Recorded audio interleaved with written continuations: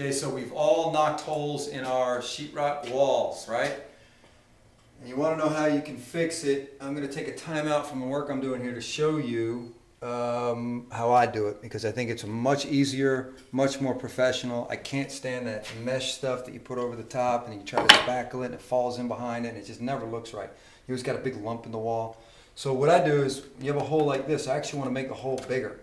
So you can take a straight edge and draw lines all the way around. You can take a square box like this, just draw lines all the way around.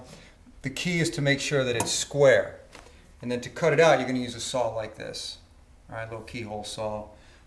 You could even use old like Sawzall blades, okay, whatever you have to cut that out. Now, when you're done, you're going to have a big square hole or rectangle.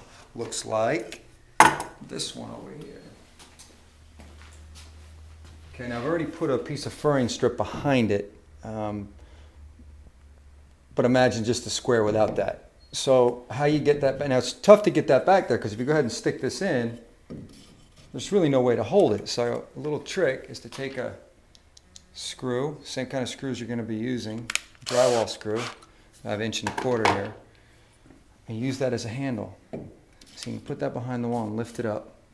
Now you have something to hold, because when you go ahead and screw that in, there's a good bit of pressure pushing against it. So you got to have something to brace. So you're just going to pull this tight, put the screw in, you'll feel it bite, and then it's going to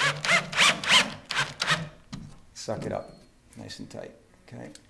Now I can take this, put it down here. It allows me to center this and move it a little bit. All right. Put this one in. Hold this.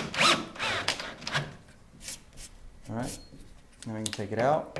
I've already cut a piece of sheetrock for you. Just stick it in here. Okay, and go ahead and